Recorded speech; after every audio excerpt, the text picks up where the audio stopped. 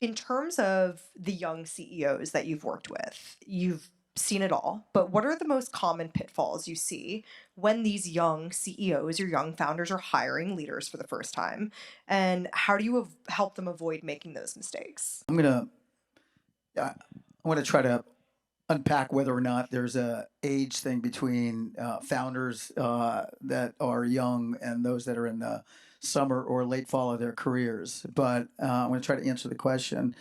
So, what are the common themes with those? What I think are great founders who have done remarkable things that I see, regardless whether you're a young founder or a founder in your 30s, 40s, or 50s for that matter.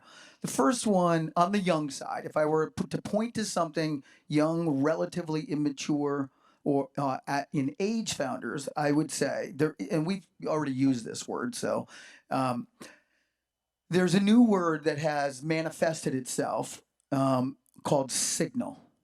I'm looking for signal. Where's the signal? And the reality of that is that signal, I think, um, with void of data, is another word for what's your gut say. So the first thing is people talk about signal. I'll debrief with the founder and I'll be like, well, how did it go? It's like, we got really terrible signal. Why did you get terrible signal?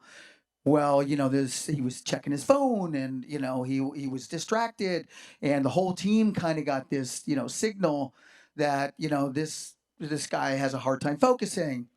And I told this founder, I said, what have I told you that his wife was dilating? Does that change things? Because he called me, his wife was dilating.